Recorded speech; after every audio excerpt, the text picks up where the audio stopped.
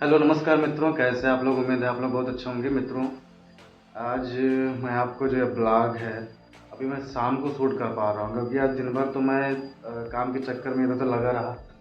दिन भर तहसील में ही रह गया। आज जब मैं तहसील में कुछ काम था जो कि महत्वपूर्ण कागज़ बनवाने थे, उसी के सापेक्ष में मुझे इधर दौड़ना पड़ा। लेखपाल से बात करनी पड़ी, फिर वहाँ के जो आप जानते जो मीडिएटर होते हैं उनसे बात करना पड़ा, सारी चीज़ों को लाइन अप करना पड़ा। ये हमारा कम से कम 4 से 5 दिन का काम जो है पेंडिंग पड़ा हुआ था। तो आज जाके पर्सनली जाके मैंने खुद, जब मैं इंक्लूड हुआ उनके साथ में लिंकअप किया, तब जाके चीज़ें हो पाई। और बाई फॉर्चुनेट आज वो काम हो गया भाई। अभी मैं शाम को आज आया, थक गया था काफ़ी ज़्यादा, तो मैं सो गया था। सो कर उठा, बहुत जो फ्रस्ट्रेट कर रही है अभी जो चर्चा में है, क्योंकि जब मैं तहसील में गया था लोग चर्चा कर रहे थे।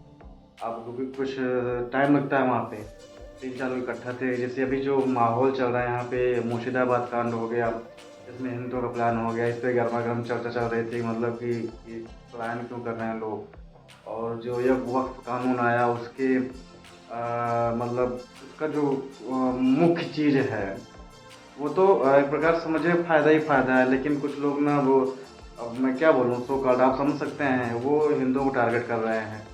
मुर्शिदाबाद में कांड हो गया, फिर 2-3 जगहों पे वहाँ पे पश्चिम बंगाल में कांड हो गया। तो उसी पे लोग लगे थे कि भाई हिंदुओं को टारगेट क्यों किया जा रहा है।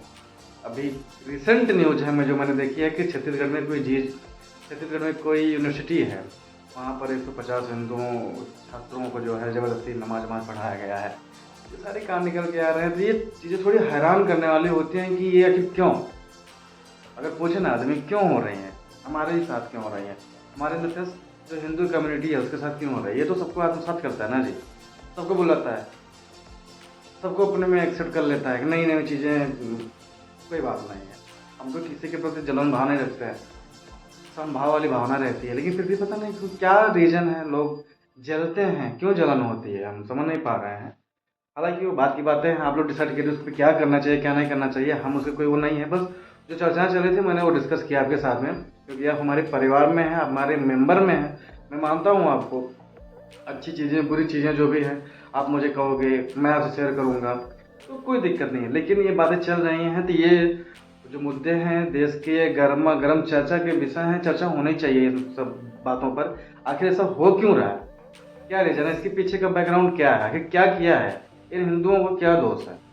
हम आपको अपनाते हैं, ये हमारा दोष है। हम आपको अपना मानते हैं, हमारा दोष है। हम सबको संभाव मानते हैं, हमारा दोष है। यही हमारा दोष है। आप गुस्सा दिखाते हो, फिर हम आपसे प्रेम से बात करते हैं, सब कुछ आपको कोई बात नहीं है। जैसे कहते हैं ना, बड़ा बन के छोटे को क्षमा कर देना, उस प्रकार से यही हमारा दोष है। ये सारी चीज़ों पे हम गहमा गहमी बहस चल रही थी, उस पर एक रीजन निकल के अभी भी कुछ मिल नहीं पा रहा है। कुछ लोग ये कहते हैं कि 10 से 5 साल बाद चीज़ें बदल जाएंगी, कुछ लोग कहते हैं नहीं हमें एक्शन लेना चाहिए, कुछ लोग कहते हैं नहीं हमें कट्टरवादी बनना चाहिए। लेकिन अब इस पे का पॉइंट क्या होना चाहिए ये तो डिसाइड करेगा टाइम। और जिस प्रकार से वो लोग कह रहे थे, मुझे तो ये लगता है कि आज के 10 साल बाद अगर आप यूनाइट नहीं हुए तो आप खत्म हो जाएंगे, ऐसा उनका मानना है। बाकी ईश्वर जाने क्या होगा क्या नहीं होगा, लेकिन जिस प्रकार से ये रास्ते बन रहे हैं तो चीज़ें थोड़ा गड़बड़ लग रही हैं।